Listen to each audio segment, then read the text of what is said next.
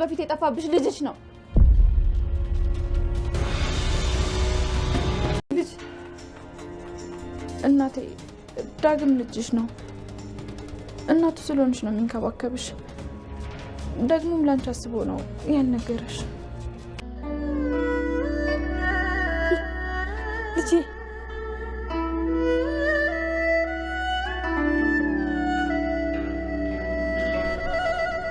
የኔ ህይወት ተመስገን። አንተ ሰላም ብሌንን ስላባረረችት ከዛ ጋር የተያያዘ ነበር የመሰለኝ። እንዳትገናኙ ብላ ነው እንደዚህ ያደረገችው። ሌባ ናቸው ሊሰርቁ ነው የመጡት ስትል የምር መስሎኝ ነው።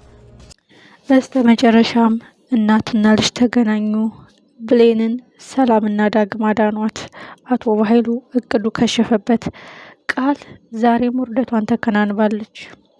ወይዘሮ ገነት ዳግም ልጇ እንደሆነ ሰምታ ከባድ የምስራች፣ ከኔ በላይ ደስተኛ ማን አለ በማለት ደስታዋን መቆጣጠር አቅቷታል። ሰላም ሰላም፣ የተከበራችሁና የተወደዳችሁ ውድ ቤተሰብ በያላችሁበት የዓለም ዳርቻ ሰላማችሁ ይብዛልኝ። ተወዳጁ አደራ ዛሬም አጓጊና ልብ አንጠልጣይ እንደሆነ ቀጥሏል ማለት ነው። የሚገርመው ነገር ብዙዎቻችን አስጨንቆ የነበረው የብሌን ሁኔታ ምንድን ነው? ማን ነው የሚያደርስላት? ማን ነው የሚያተርፋት? ማን ነው የሚታደጋት? እያል ነበር። ኦልሬዲ ሰላምና ዳግም ባይወጡ ለደቂቃ ቢወጥ እንኳን ለደቂቃና ለሰከንድ ቢዘገዩ የበኃይሉ አጋች እንደ ሳሚ አፍኖ ይወስዳት ነበር ማለት ነው። እንግዲህ ደርሰው አድነዋታል። ወይዘሮ ሰላምም ከባድ ስህተት ነው የሰራሁት፣ እኔን ከአንቺን ማስወጣት የለብኝም ነበር በማለት ወደ ቤት መልሰዋታል። አንጀቷ ድር ጨጓራዋ ቅጽል ክስል ያለችው ቃል ዛሬም እቅዷ አልተሳካላትም። በስተ መጨረሻ ብሌን ወደ ቤት ተመለሰች። ወይዘሮ ገነት ዳግም ልጇ እንደሆነች አወቀች።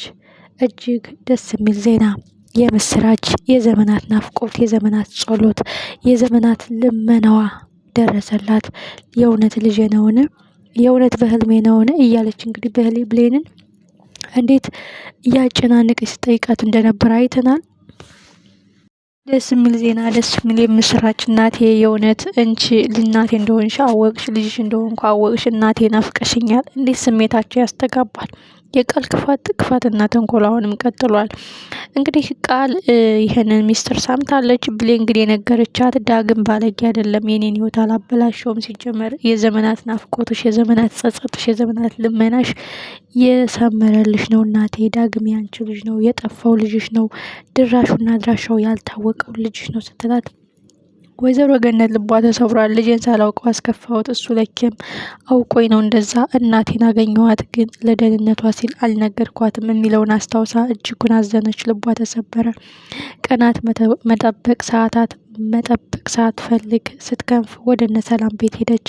እነ ሰላም ቤትም ሄደው እንግዲህ ብሌን ተረጋጊ እማዬ፣ ሌላ ሰው እንዳይሰማ አደጋና ችግር ያመጣል ስትላትም ከዚህ በላይ የምስራች ምን አለ? የፈለገው ይስማ፣ ዓለም ይስማ፣ ደስታዬን ይካፈል ስትል ያቺ ሾካካ ቃል ትሰማለች። ቃልም ለበኃይሉ ነገረችው። በኃይሉ ኦልሬዲ ሁሉም ነገር እየተደራረበበት በክፋቱ ልክ ውርደቱም እየተከናነበ ነው። ሳሚን አግቶ እያሰቃየውና እየበደለው ነው። ግን ትልቁ ጉዳይ ቃል አሁንም ክፋትና ተንኮሏ ቀጥሏል። በዚህ ሁኔታ ከቀጠለች ብሌንም አትታገሳትም። ኦልሬዲ ለዳግም ልትነግራቸው፣ ለገነት ልትነግራቸው ትችላለች የሰላም ልጅ እንዳልሆነች እና ሰላምን ሊገሏት እንደነበረ፣ ሀብቷን ለመውረስ እየጣሩ እንደነበረ ከነገረቻቸው ወይዘሮ ገነት አንድ ሰው እየደወለ ሰላም የብሌን እናት ናት ይለኛል፣ ግን እኔ ፈርቼ ነው ልብሽ እንዳይሰበር እንደ በፊቱ እንዳትጎጅ ብዬ ነው ዝም ያልኩሽ ብላ እንደ አዲስ ታሪኩ ሊቀሰቀስ ይችላል። ቃል ብሌንና ዳግምን ጠልፋ ለመጣል በምዘረጋው ወጥመድ ራሷ ጠልፋ እየወደቀች ነው። የቃል ጓደኛ በስተመጨረሻ ወይዘሮ ገነት ፈንጠዝያዋን፣ ደስታዋን መቆጣጠር አቅቷት ዳግም ቤት መታ ልጄ የት ነህ እያለች በደስታ ስፈነጥዝ ቃል አቶ በኃይሉ ከዛ ቤት እንድትወጡ አድርጌ እንዳይገናኙ ባላት መሰረት እየጎተተች እንደ ሌባ ስታመነጫጭቃቸው ዳግም ይደርሳል። እጅግ አጓጊና ልብ አንጠልጣይ የሚሆነው የእናት ናፍቆት፣ የልጅ ናፍቆት፣ የእናት ጸጸት፣ የልጅ ምኞት። እናቴ የት ነሽ ክብሬ፣ እናቴ የት ነሽ ማንነቴ፣ ልጄ የት ነህ የአብራኬ ክፋይ፣ የህመሜ መጀመሪያ፣ ልጄ የት ነህ እያለች ወይዘሮ ገነት ስታለቅስና ስትጸጸት የነበረችው ደካማ በደለኛዋ እማረባዋ እናትህ አንተን መጠበቅ ያቃተኝ እያለች ደም እያለቀሰች ለዘመናት ጸሎቷ ስትለምን የነበረችው ወይዘሮ ገነት ልጇን አገኘች። ማመን አቃታት። እጅግ ደስ የሚልና እጅግ የሚገርም ሁኔታ ነበረ። በዚህ በኩል ብሌን ከእገታ ማስጣላቸው፣ በሌላ በኩል እንዴትም ብላ ብሌን ለገነት መናገሯ፣ አቶ በኃይሉ መጋለጫው ብሌን መወቃል መዋረጃዋ ደርሷል።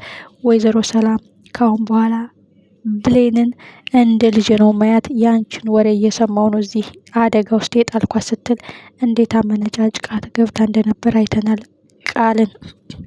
ቃል አሁን ልትበቀል የፈለገችው በኃይሉ እናትና ልጅ እንደሆን ካወቀ ይጎዳናል የሚለውን ወሬ ብሌን ከገነት ጋር ስታወራ ስለሰማች አፏ መቋጠር የማይችለው ተንኮል የማይሰለቻት ቃል ለበኃይሉ ነግረዋለች።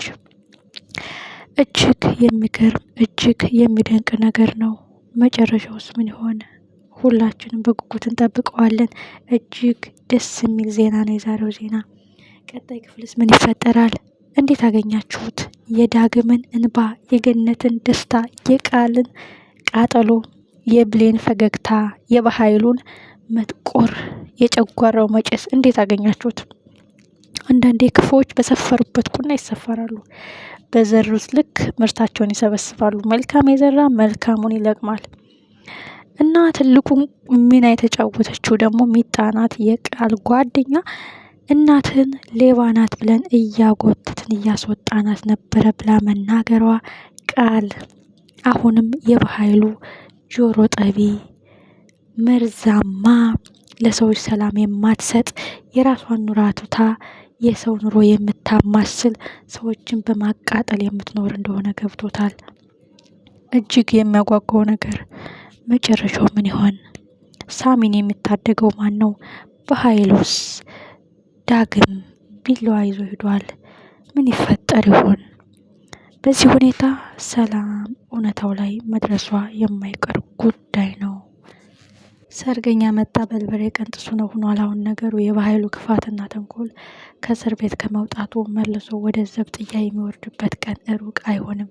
ሳሚም እንደምንም ብሎ ከዛ ከገተው ካመለጠ ኦልሬዲ በቀላሉ አይተወውም። ሰላም የብሌን እናት እንደሆነች፣ ብሌን የሰላም ልጅ እንደሆነች ይናገርና አቶ በኃይሉን ክፋትና ወንጀሉን ያጋልጣል ማለት ነው። እጅግ ደስ የሚልና እጅግ የሚያጓጓ እጅግ አስተማሪ የሆነው አደራ ዛሬ በሚገርም ሁኔታ ተጠናቋል። ቀጣይ ክፍል በጉጉት